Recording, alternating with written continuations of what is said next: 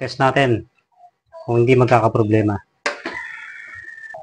So yung capture ng music dito lang sa microphone ng aking camera.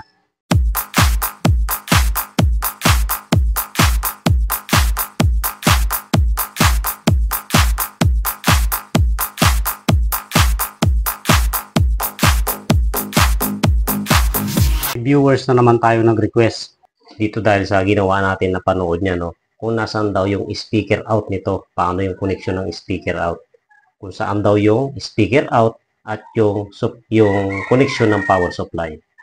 Unahin natin yung sa speaker out. Makikita mo itong mga puti na resistor na to, na 5 watts, no?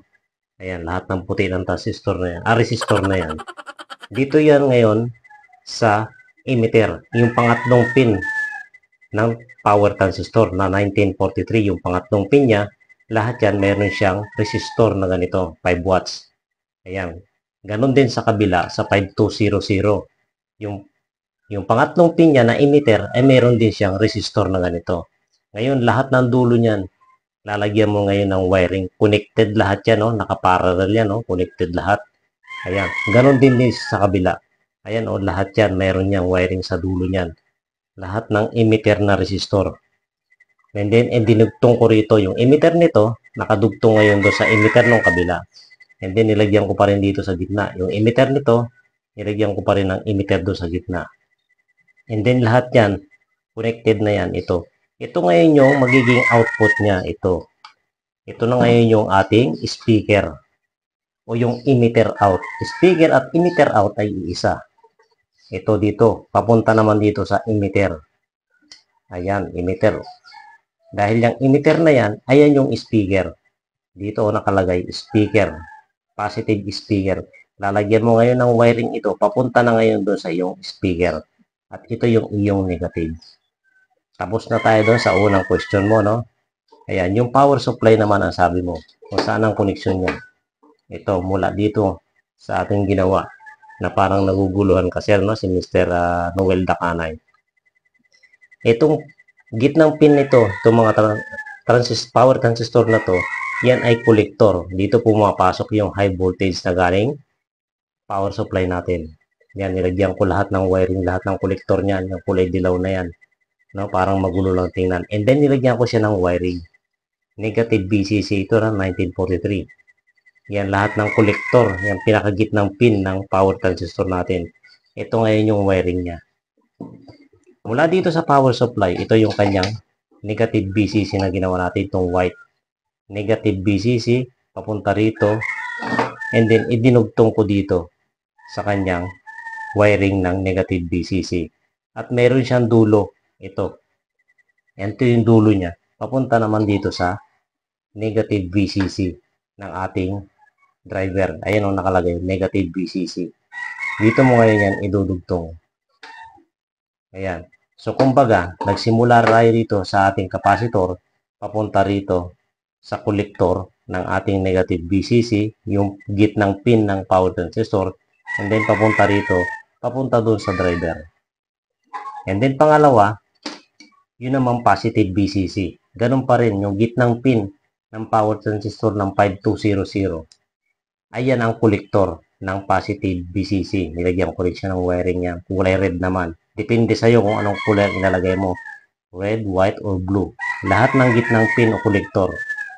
Ayan.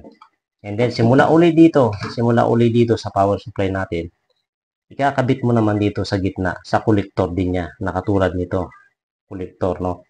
May wiring lang ito na nakaabang. Ito, wala. Dahil medyo mahaba ang kanyang wiring.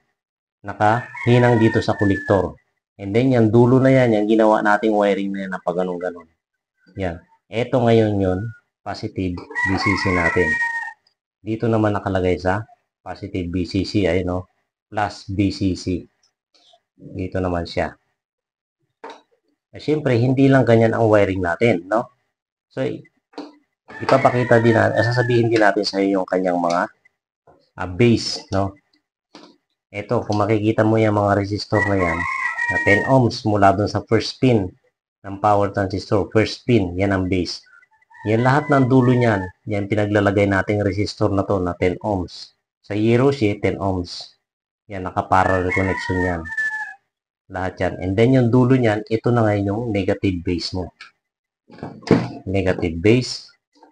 Ang negative base natin ay katabi ng negative BCC. Ayan, kanya-kanya siya. Hindi pwedeng mabaliktad, no? Mapupunta doon sa positive. Dito siya sa negative BCC. Ganyan siya, na nakalagay siya. Kung negative, negative. And then, ganun din sa kabila. Yung kanyang positive BCC. Ay, positive BCC. Itong kanyang positive base. Doon din sa first pin ng ating power transistor. Lahat ng first pin yan, merong 10 ohms.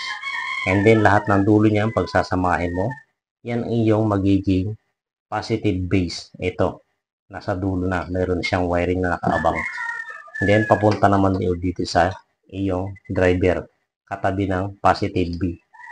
Positive BCC. Ayan, nakalagay siya. Letter B. Letter B ang nakasulat sa kanya. Ayun. So, sana ay nasagot natin yung kanyang katanungan, no? Simula rito sa power supply, papunta rito. So, ang tinatanong niya lang kasi, yung speaker out ng ating ginawa na ganito. Ayun nga, sir, ano? Makikita mo itong lahat ng puti na resistor na yan, ng 5 watts na yan. Pinagsama-sama natin lahat ng dulo. Kaya ganito ang ginawa natin kasi wala tayong PCB dati. Hindi tayo makabili online dahil wala pa tayong pambudget. Kaya ganyan ang ginawa ko. Kauna-unahan kong itong DIY. Ayan. Ito yung magiging speaker niya. Ayun. Sana ay nasagot natin ano, ng maliwanag yung kanyang katanungan. Then, ito yung magiging speaker mo na. Speaker out. Ayun. Eh, paano kaya yung volume control, sir? No? Alam mo na kaya yung volume control niya? So, kung hindi mo pa alam dito, meron siyang positive and negative in. Yan, simula naman dito. So, idadagdag na natin, no? Simula dito sa iyong RCA na ganito kung mayroon kang RCA. So, yung labas niya, yan ang ground. At yung gitna, yun ang positive o positive signal niya. Mula naman dito sa volume control, no? May tatlo siyang pin. Yung first, ground. Yung second, yan ang output ng signal. And then yung third, yan ang input ng signal. Ayan, o. Mula rito sa positive. Mula dito sa positive niya, nitong RCA na to, papunta ngayon dito sa yung, ito, sa third pin. And then yung labas niya naman niya, papunta naman dito sa positive in. And then yung ground nito, at yung ground nito, at yung ground nito ay isa. Ayun, okay. Sana ay nasagot na natin yung katarungan ni Mr. Noel Dacanay kung nasaan ang speaker out connection nito at yung kanyang power supply.